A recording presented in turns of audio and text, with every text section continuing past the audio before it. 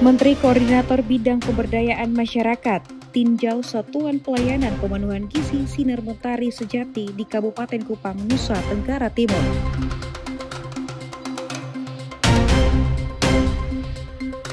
Menteri Hak Asasi Manusia sebut keracunan makan bergizi gratis bukan pelanggaran hak asasi manusia.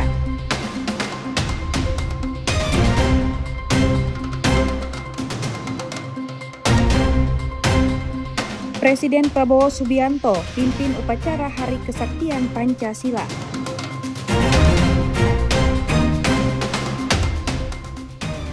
Halo, salam sejahtera pemirsa. Selain 3 topik utama tadi, kami juga menghadirkan informasi penting lainnya.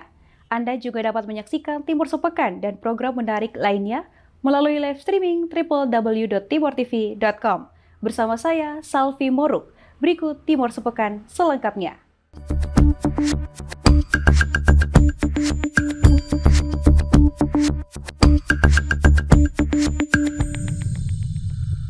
Menteri Hak Asasi Manusia, Datalius Pigai, menyebut rentetan kasus keracunan makan bergizi gratis di sejumlah daerah tidak dapat dikategorikan sebagai pelanggaran hak asasi manusia, melainkan kesalahan administrasi.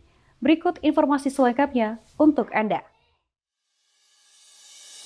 Rentetan kasus keracunan massal usai mengonsumsi makanan bergizi gratis menjadi sorotan akibat adanya indikasi terjadinya pelanggaran hak asasi manusia.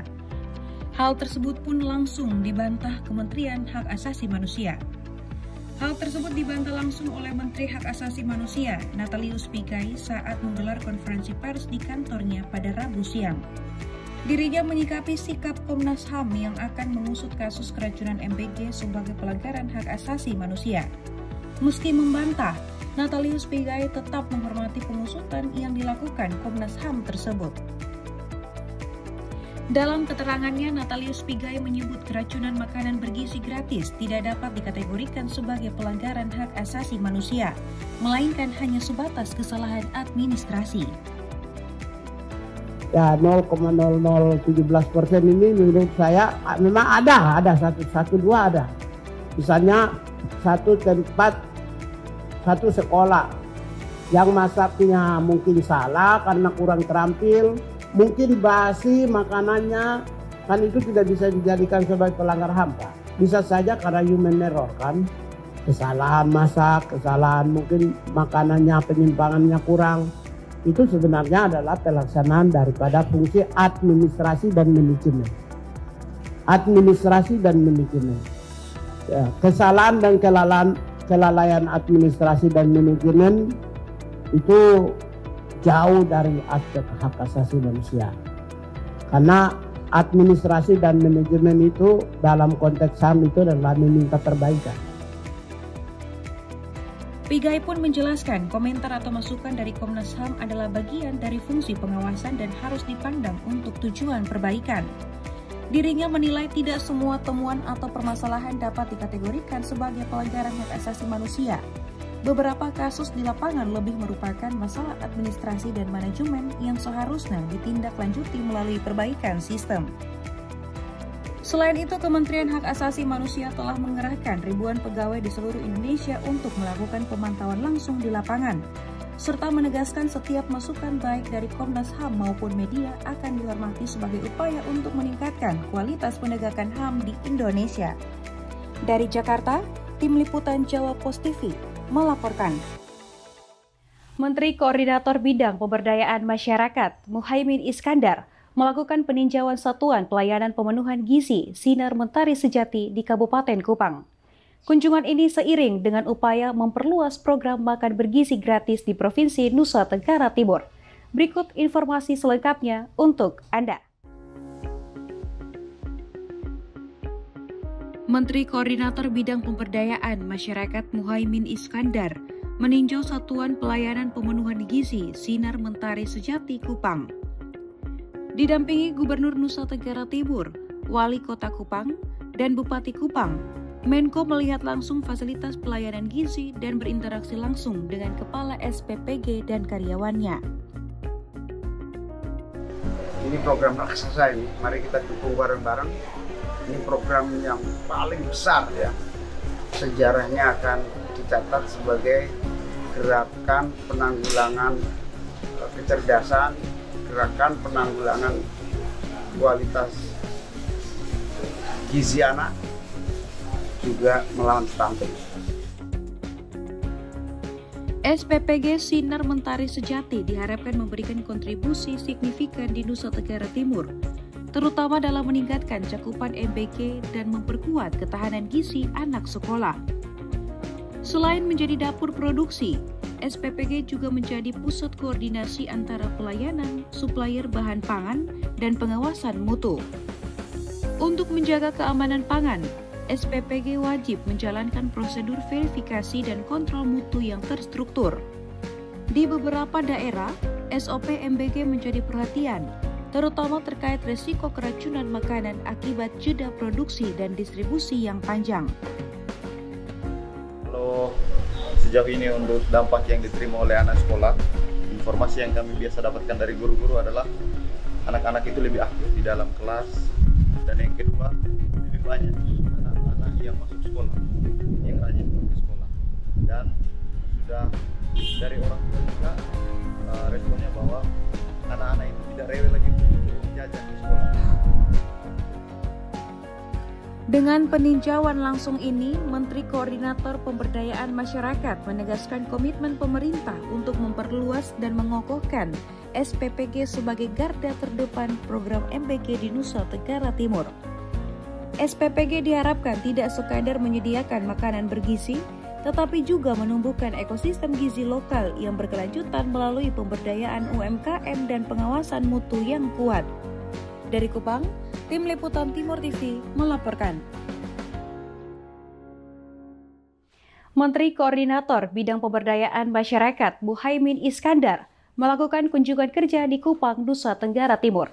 Salah satu agenda yang dilakukan yaitu meninjau sekolah rakyat 19 Kupang yang memberikan pendidikan gratis untuk anak dari keluarga miskin.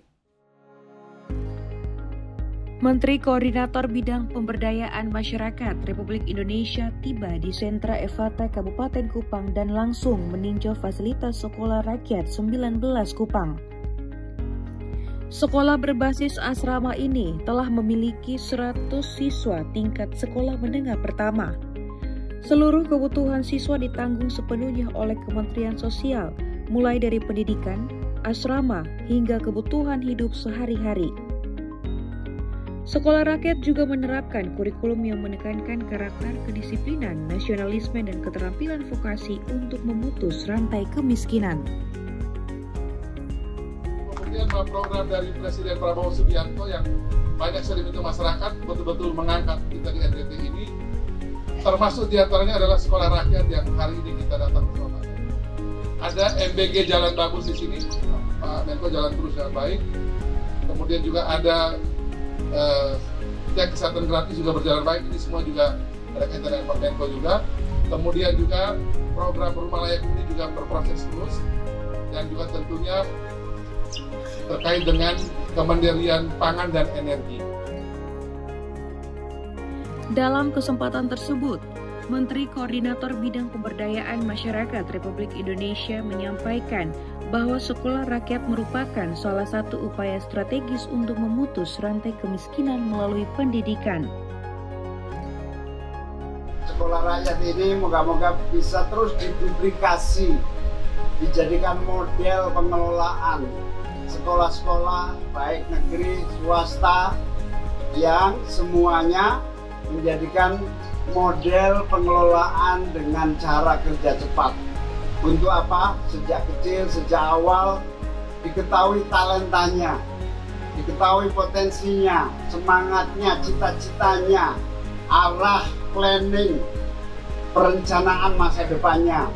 Ini yang disebut sebagai cara mendekati pendidikan sebagai solusi mata rantai kemiskinan kita. Dari kunjungan ini, pemerintah pusat menegaskan komitmen untuk membangun sumber daya manusia berkualitas melalui pendidikan yang merata dan berkeadilan.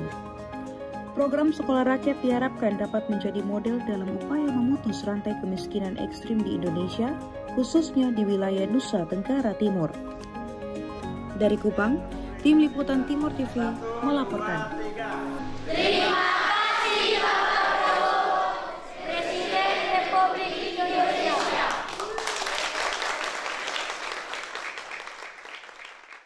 Menteri Koordinator Bidang Pemberdayaan Masyarakat Muhaimin Iskandar resmikan Gemit Center sebagai sejarah perjalanan Gereja Masehi Injil di Timur dan juga harapan baru dalam melayani dan berkontribusi dalam kemandirian dan pertumbuhan iman masyarakat Nusa Tenggara Timur.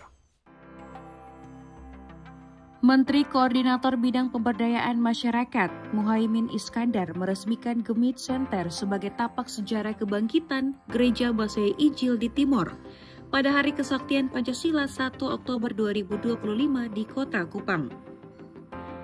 Menteri Koordinator Bidang Pemberdayaan Masyarakat mengucapkan syukur atas pencapaian peresmian Gemit Center dan berharap gereja menjadi saksi kebangkitan dan pertumbuhan ekonomi serta sebagai pelayan yang mulia bagi masyarakat Nusa Tenggara Timur. Puji Tuhan, pada siang sore hari ini kita semua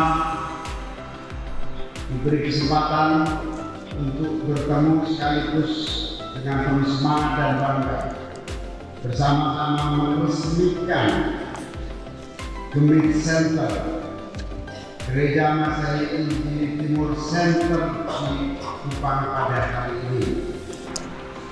Semoga kebahagiaan ini terus membawa keberkatan dan kesuksesan buat kita semua. Kehadiran Gemit Center menjadi bukti perjalanan toleransi yang ada di Provinsi Nusa Tenggara Timur, juga menjadi tempat melayani dan bertumbuh bagi masyarakat yang aman dan damai. Dari Kupang, Tim Liputan Timur TV melaporkan. Ratusan nelayan dari pangkalan pendaratan ikan Oeba dan Tenau melakukan demo dalam rangka penolakan peraturan gubernur. Informasi selengkapnya akan hadir sesaat lagi, tetaplah bersama kami.